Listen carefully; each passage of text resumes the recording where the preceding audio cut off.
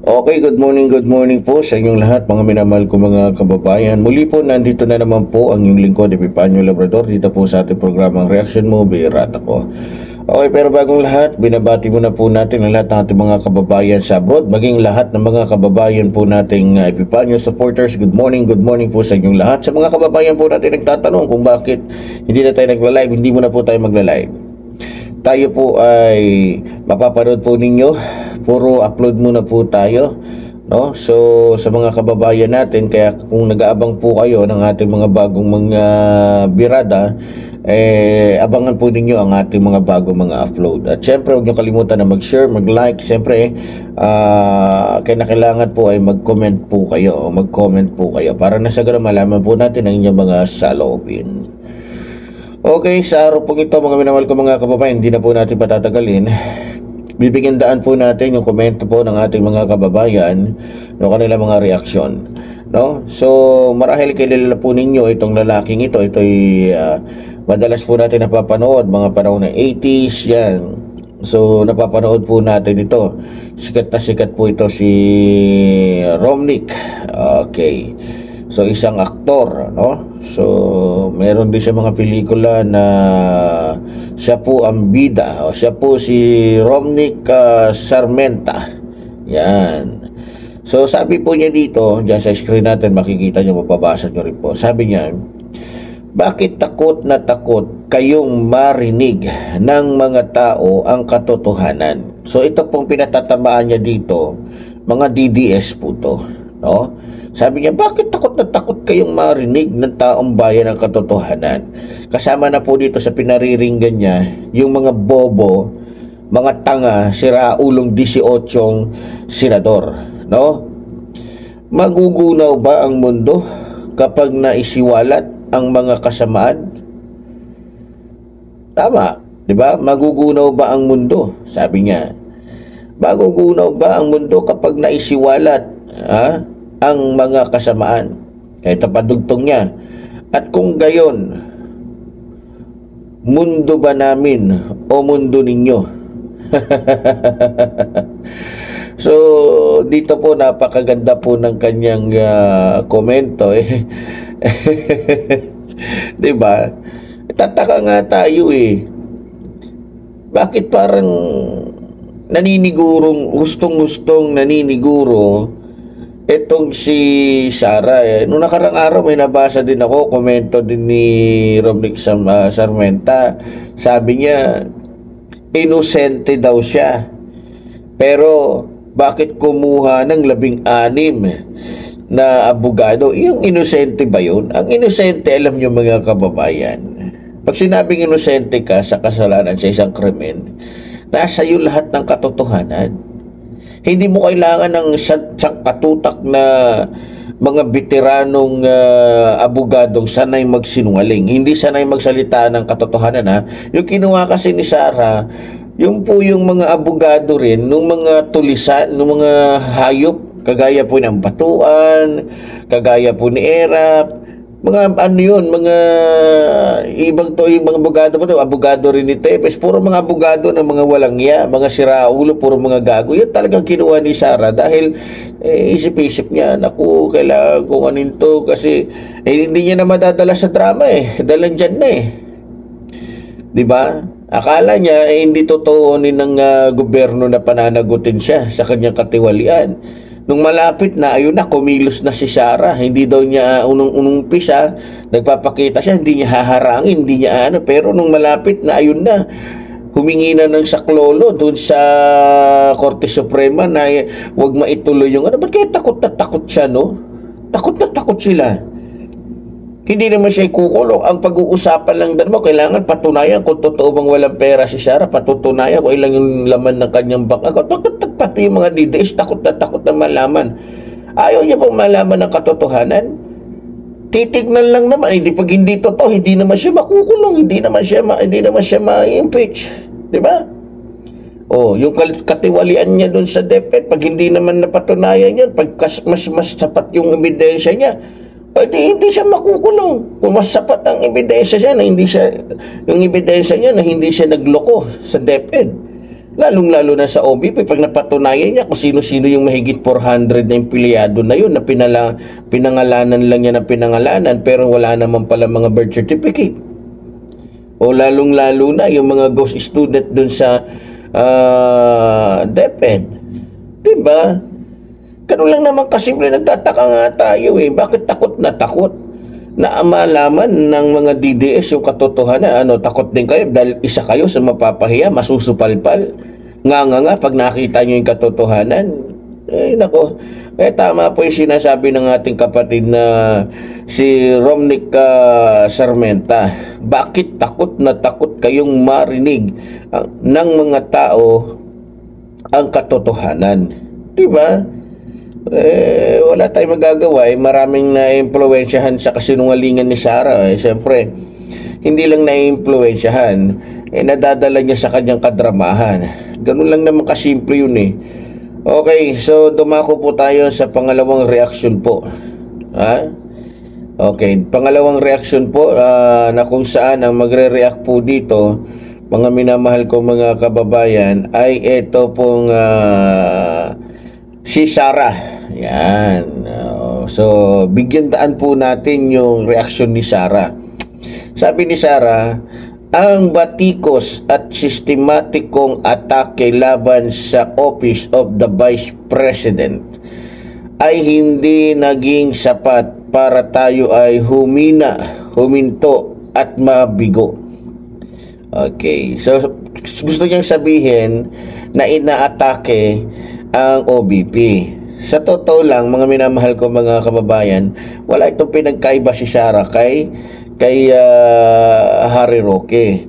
Dahil sa pinananagot siya, sa kasalanan niya, palalabasin niya, para hindi mahalata, palalabasin niya na inaatake lang siya.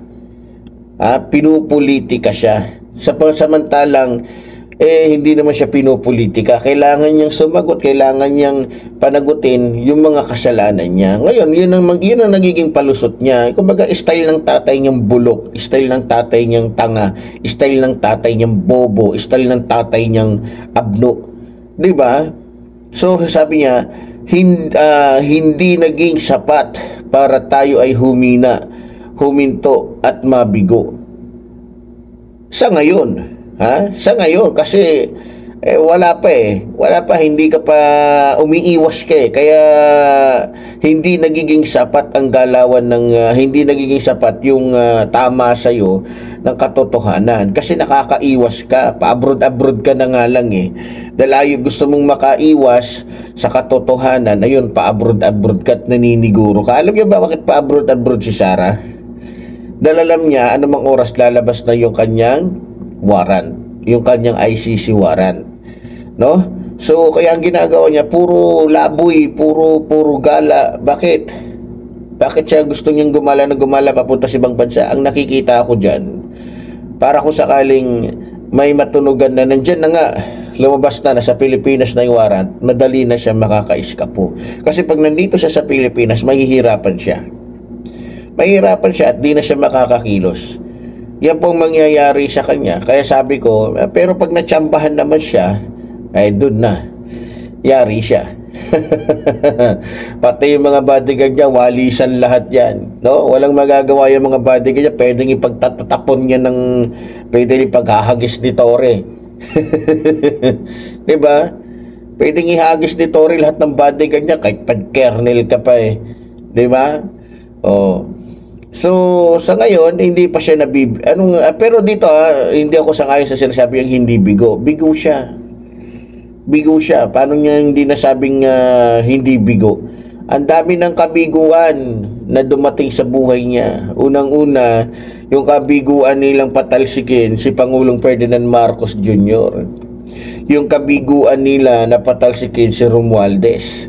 Yung kabiguan nila o kabiguan niya na ipanalo yung Duterte. Yung kabiguan na matalo kumbaga isang kabiguan para sa kanila yun. Para sa akin sa kanila malaking kabiguan to, yung hindi nila na ipanalo yung manok niya na gusto niyang ipalit kay Abante. Ngayon si Congressman Abante na pumuli. na ang tatay yung representative ng ika-6 na distrito ng Maynila. So yan ang sinasabi ko sa iyo, Sara. Puro gaba ang aabuti ng pagmumukha mo. Puro gaba ang aabuti ng pagmumukha mo dahil talagang tolonggis ka, tsaka talagang kupal ka talaga na pagkababae. No? So, ganun pa man, talagang ganun, no? So, sa mga kababayan natin, huwag tayo maniwala kay Sara. Alam naman natin na kaninong anak yan eh. Alam naman natin kung saan yan nagmana, di ba? Okay. Dito naman po, basahin naman po natin dito yung sinabi naman po ni Roque. Okay, bibigyan daan naman natin si Roque. So may sinabi po si Roque dito. Sabi ni Roque, please lang, ibigay mo na ang opisina kay BP para tama ang implementasyon ng mandatory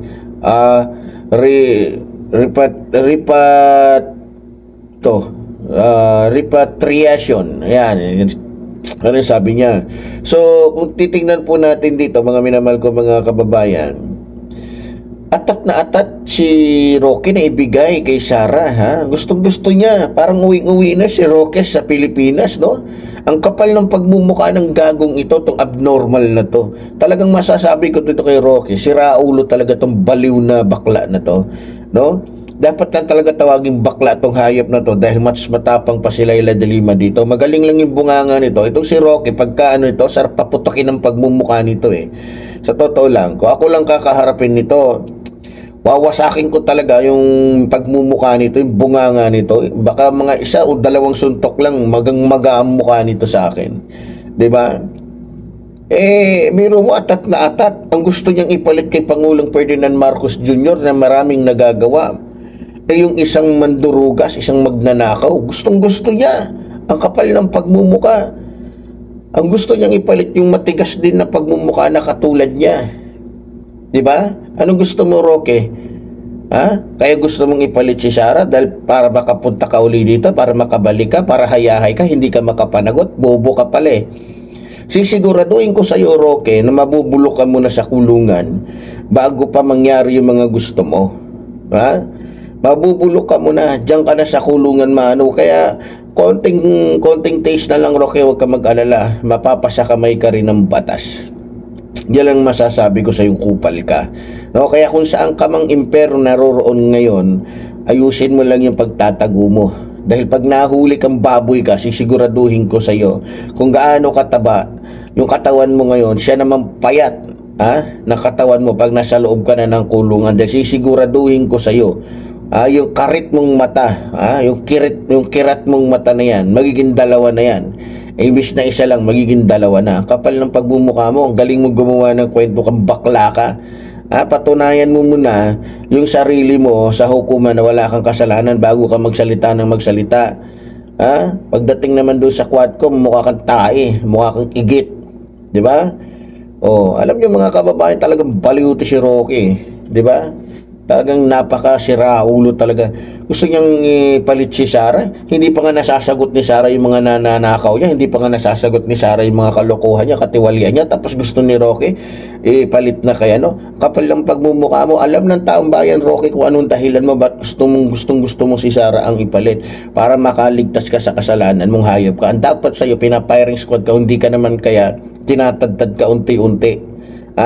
Iniihaw ka ng buhay. Yan ang dapat sa'yo, Harry Roque. Yan ang katotohanan dyan. Kaya kahit anong gawin mo, wala kang karapatan na mag-request. Ang i-request mo, yung sunduin ka dyan ng Interpol o kaya naman ni Torre. Hindi yung kung ano-ano pinagsasabi mo, walang maniniwala sa'yo dahil isa kang baliw, isa kang siraulo, isa kang gago. Yan lang masasabi ko sa'yo. No? So, dito mga minamahal ko mga kababayan, may papanoorin po tayo na isang video, no? Talagang siguro kaya ganun si Roque dahil sa nagdrama din itong si Sara Duterte. Narinig niyo na ba? Napanood niyo na ba yung drama ni Sara Duterte? Ito, sigurado ko susupalpalin to ni Panelo kasi 'di ba nagsalita na si Panelo. Pero yung bobo na amo niya walang utak, kukontra ito kay Panelo. Ano bang sabi ni Sara? Dito panoorin po natin. Kay Attorney Harry Roque dahil sa totoo lang pakiramdam ko ay yung persecution sa kanya ay dahil sa pagpapakita niya ng suporta kay dating Pangulong Rodrigo Duterte and syempre sa tanggapan ng pangalawang Pangulo, no? So yun, nagsalita din yung boba, yung tanga. Oy, kausapin ninyo si Panelo, baka hindi niyo pa nakakausap si Panelo. Ikaw Sara, ikaw tanga ka, ikaw manyakis ka, ikaw malandi ka, magnanakaw ka, bandido ka, siraulo ka, baliw ka, mamamatay tao ka, makinig kang gaga ka. Narinig mo ba yung sinabi ni Panelo? Anong sabi ni Panelo? Kayo na lang ang naniniwala na pinupolitika o inuusig lang. Pero sa bagay, pareho silang baliw pareho silang mga tanga, no? Kaya hindi na tayo magtataka. Kaya gustong-gusto ni Roque na maging presidente si Sara dahil alam niya, maliligtas siya. Alam niyo kung bakit importante kay Sara si Roque? Unang-una, kung maalala ninyo, nung inilabas po yung video tungkol po sa pulburon, si Roque po kasi ang inatasan ni Sara Duterte. Siya yung inatasan, kaya malaki rin yung utang na loob ni Sara, at saka hindi rin niya pwedeng ilaglag si Roque dahil ilalaglag din siya ni Roque pagka nilaglag niya si Roque. Pwedeng sabihin ni Roque, teka Sara, ikaw ang nag-utos sa akin na nagpagawa ka ng video na pulburon. So kaya, pero hindi ko alam, baka nagpa-plastikan na lang itong dalawang ito. Itong si Sara, pinaplastic na lang niya. Kunyari, nagpapaabot lang siya ng Pero si Sara mismo, alam niya na si Roque na lang ang nag-iisip na pinupolitika siya.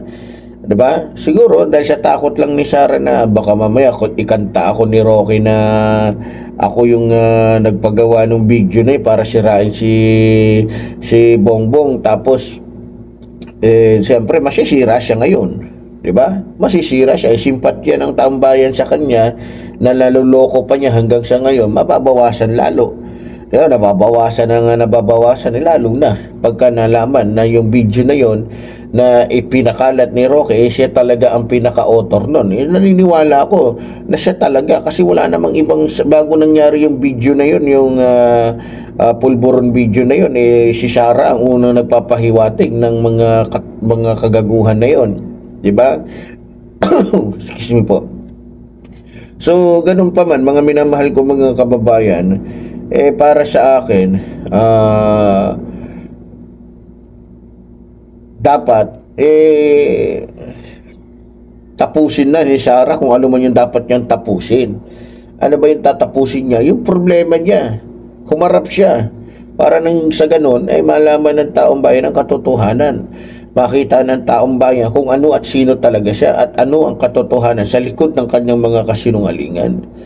Diba? So, ganun pa man mga minamahal ko mga kababayan, alam naman natin tong si Sara, saksakan ng sinungaling, saksakan ng lahat ng kabulastugan na sa ganyan na, sa lahat ng naging Vice President. Kung titignan natin si dating Vice President Leni Robredo sa pagmumukha ni Sara, hamak na mas maganda si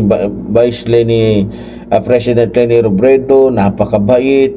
Walang ginamit na kahit sino, hindi niya ginagamit ang Armed Forces of the Philippines. Si Sara ginamit Kaya nga nagalit yung pamunuan ng Armed Forces of the Philippines, nag-react sila, teka, ba't mo kami dinadamay dyan? Sa 15 million mo na yan, ikaw lang gumastos yan, ikaw lang nagbulsa yan.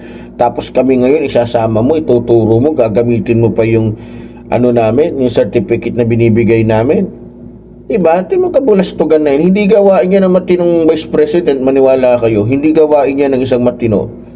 Matino ba yun? Gamitin mo yung departamento na walang kamalay-malay para lamang sabihin na yung 15 million din, binigay mo sa kanila kahit hindi naman. Tingnan nyo yung katigasan ng pagmumukha ni Sarah. Alam nyo, kahit anong make-up, kahit anong pa-cute ni Sarah, demonyo pa rin siya. Yawa pa rin yan. Abnormal pa rin yan. Mamamatay tao pa rin yan. Bandido pa rin yan. Diba? Dinadaan sa pa-cute. Ito naman mga bobong mga ibang mga DDS, nadadaan lang sa ano-ano, palibasa, mga ignorante siguro sa artista, mga ignorante yata sa mga mayayaman. Talaga. So, ganun pa man mga minamahal ko mga kababayan. Alam nyo, kung akong tatanungin, kung ako may kapangyarihan, ang gusto ko talaga kay Sarah, sunugin ng buhay. Pakita sa taong bayan ko paano siya maluluto, paano siya masusunog hanggang sa mamatay. Yan ang bagay kay Sarah, sa totoo lang. Tapos habang sinusunog siya, binabaril din siya. Diba? O, yan ang gusto ko kung akong tatanungin. Yan ang dapat kay Sarah. Tapos pagka medyo pakain sa aso yung buong katawan, pakain yung lutong katawan niya, diba? Ganun ang dapat gawin sa mga babaeng siraulo, gago, diba? So ganun pa man mga minamahal ko mga kababayan, talagang ganun. Nagkaroon tayo ng tiwali at hindi maaasahan. Tibiro mo, pabakasyon-bakasyon lang. Yung pera ng taong bayan nasasayang, imbis na magserbisyo siya sa bansang ito, umikot, wala na nga siyang nagagawa, tapos nagpapakita pa siya ng puro lipad-lipad lang. Ewan ko pa sa mga DDs, hindi nila napapansin yan. Ang kakapal ng pagmumuka, dapat napapansin ninyo yan eh. Hindi pa kayo nagtataka, dinadaan lang kayo sa trip-trip ng puon ninyo. Pera ng taong bayan ang ginagastos niya papunta sa iba-ibang bansa. Kakapal talaga ng pagmumuka. Grabe. Tapos kung silipin ninyo aming mahal na Pangulo na subsub sa pagtatrabaho, sinisiraan ninyo. Mga baliw talaga kayo. Diba? Pero talagang ganun. Puro nakahanap si Sarah ng mga pareho niyang baliw. Pareho niyang tanga. Kitang-kita na nga yung katotohanan. Pero hindi pa rin magwawagi itong mga ito dahil tulad ng sinabi ko, talagang expected na natin na sa panahon ngayon, sa sitwasyon ng mundo ngayon, mas marami talaga ang demonyo, mas marami ang tanga. Pero ganun pa man, kahit nagkonti tayo, magwawagi tayo kasi hawak natin ang katotohanan. Kaya wala pa rin mangyayari. Kung sa pelikula, makita nyo, mas marami yung kalaban kaysa sa bida. Pero sino bang nananalo? Yung kakaunti pa rin. Kasi sila tayo ang bida dito eh. Tayo yung nagsasalita ng katotohanan, tayo yung nasa tamang landas eh. 'Di ba? So bahala na ang Diyos, 'di ba? So muli po, tulad po ng sinasabi ng lingkod, mabuhay po ang ating inang bayan, mabuhay po nagmamahal sa ating inang bayan. Maraming salamat po.